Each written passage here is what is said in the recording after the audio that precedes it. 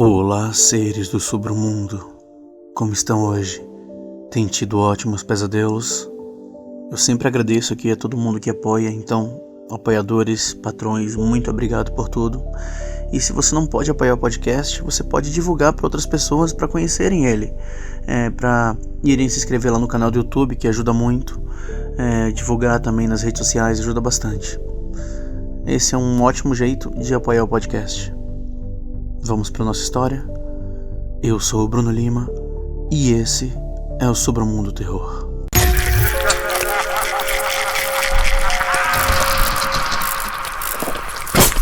Submundo Terror.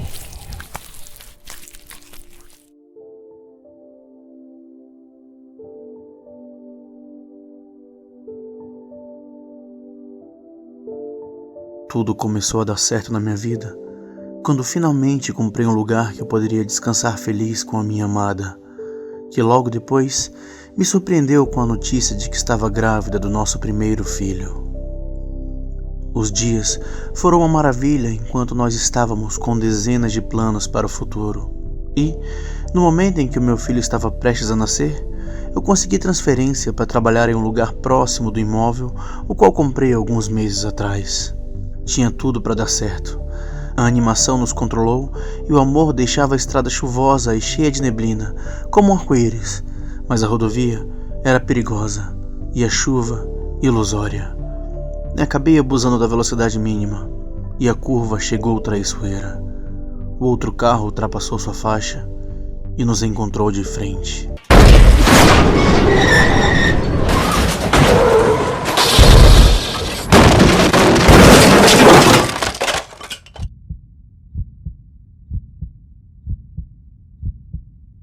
Senti uma sensação de perigo iminente, aquele desejo de abrir os olhos, custe o que custar, e observei algumas pessoas do SAMU me conduzindo para dentro do que aparentemente era um hospital. Tentei me mexer, e um dos homens colocou sua mão no meu peito, pedindo para que eu ficasse quieto, pois não sabia se eu havia fraturado algum osso. As memórias estão fumaçando no meu passado, tentando desenhar o que aconteceu e onde estava. Não adiantava de nada. O meu corpo todo doía, e as luzes foram ficando mais claras. Ao decorrer que a maca atravessa os corredores, eu finalmente me entreguei.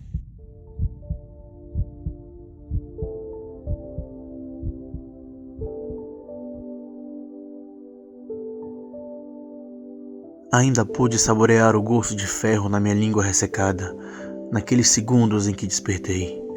A sensação nauseante e a deformidade da minha visão foi moldando aos poucos uma enfermeira, cuidando de alguns objetos em cima da estante. A moça se assustou quando eu perguntei onde estava e olhou na minha direção. Aproximou e mexeu no meu corpo, e mais uma vez indaguei para saber o que estava acontecendo. Então, imediatamente, seus lábios tremeram de forma hesitante e disse que iria chamar o médico. O sujeito chegou e perguntou se eu estava bem, e eu assenti com a cabeça. A enfermeira estava me observando também, e eu não precisei ouvir mais nada, enquanto a fumaça finalmente ganhou a forma daquela noite. A tempestade, a estrada, o carro, aquele barulho e o apagão na minha mente. Mesmo antes da pior notícia chegar, depois dos seus papos clínicos, eu comecei a chorar. O cara, com sua roupa toda branca, foi explicando que eu havia ficado quase um dia e meio desacordado. O meu corpo não sofreu nenhum ferimento grave, mas a minha esposa, por sua vez, não teve tanta sorte.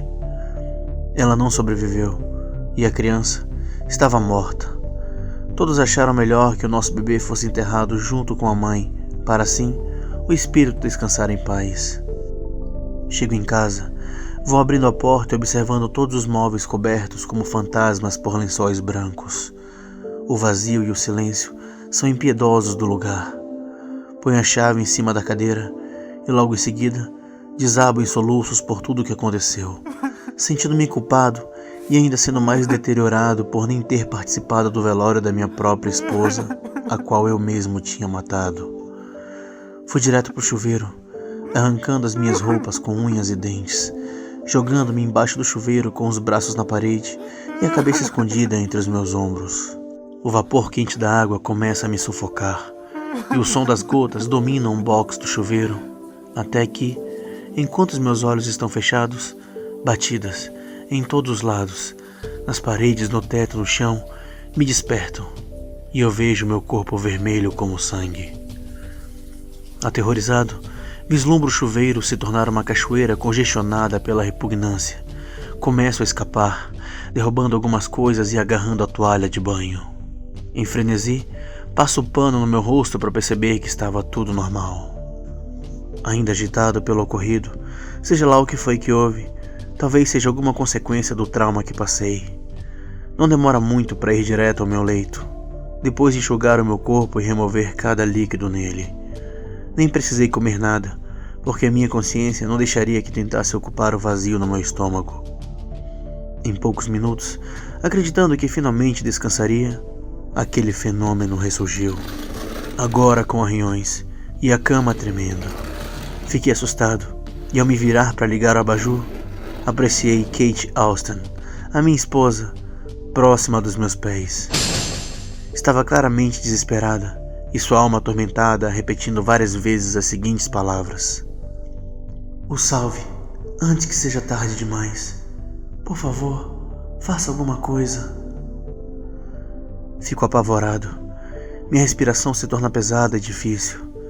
Nos instantes em que finalmente consigo ligar o abajur, próximo à minha cama, meu quarto não tinha nada. Qualquer tipo de intenção de descanso ou sono desapareceram naqueles minutos. Levanto da cama para tentar acalmar a minha mente e minha respiração está cada vez mais pesada. Sabia que precisava tomar um pouco de ar fresco e fui direto para a varanda, sentando-me na cadeira de balanço. Depois de muito ofegar, comecei a recuperar o domínio dos meus pulmões, mas algo me surpreende mais uma vez. O som do rádio vindo da sala, eu nem havia ligado o aparelho, tomou o manejo da situação.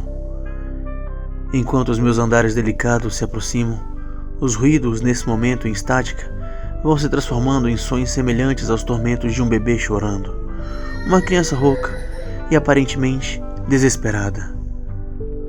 Claramente estou ficando louco, ainda mais quando tento desligar o aparelho e percebo que não está respondendo e muito menos conectado à tomada.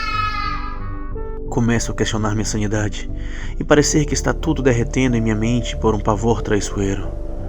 Tento fugir, mas quando atravesso a porta, sinto um calafrio e a temperatura bruscamente baixando no meu cômodo. Saindo do nada, alguém me agarra, pressionando-me contra a parede, enrugando a gola da minha camisa e dizendo que eu preciso ajudar alguém. Ela é Kate, a minha esposa falecida, com aparência semelhante à morte.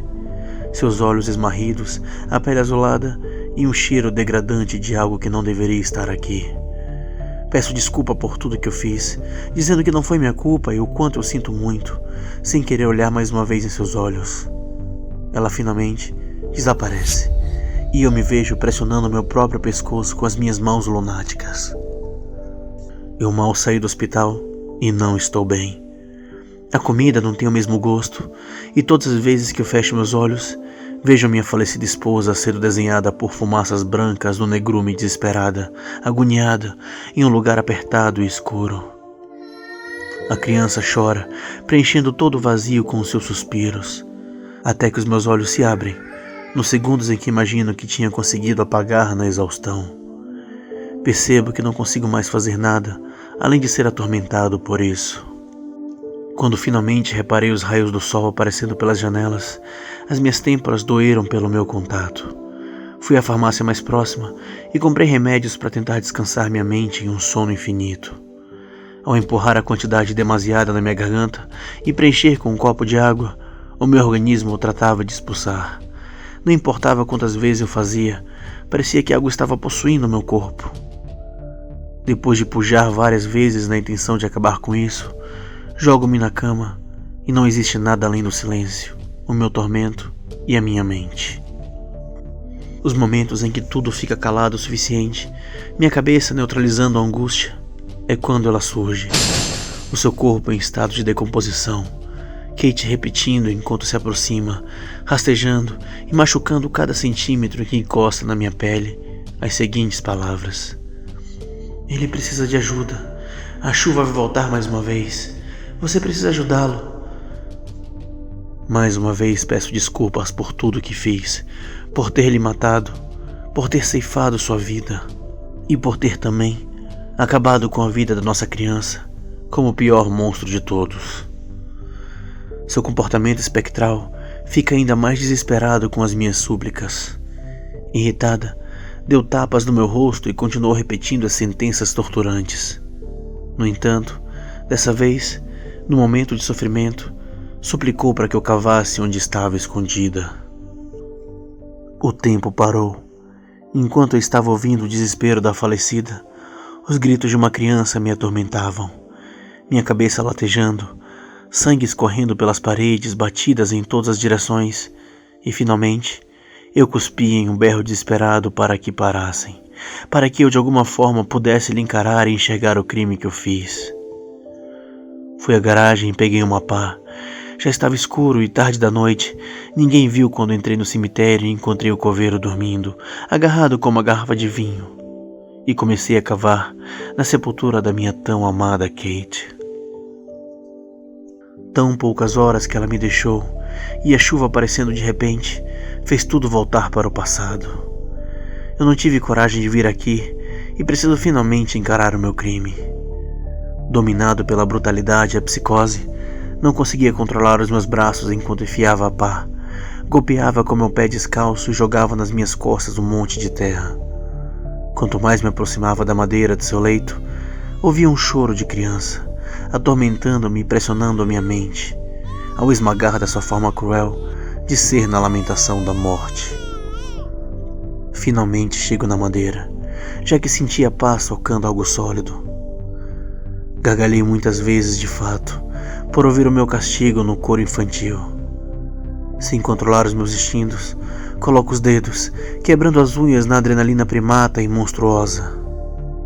Abro o caixão, enxergando o corpo da minha falecida em uma expressão de angústia.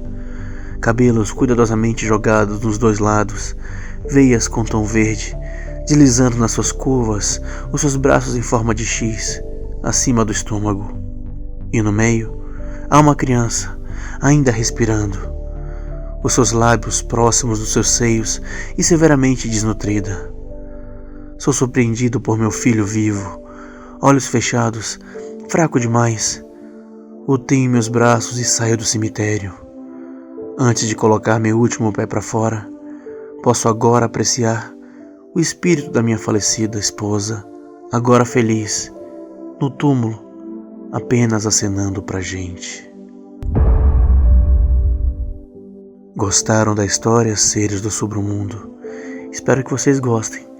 E não esqueçam, se quiserem apoiar o podcast, é só acessar o PicPay, o Patreon ou o Catarse. Não se esqueça também de ir agora lá no canal do YouTube e se inscrever. A meta é a gente chegar a 1000 ainda agora em outubro. Muito obrigado por tudo. Boa noite e bons pesadelos.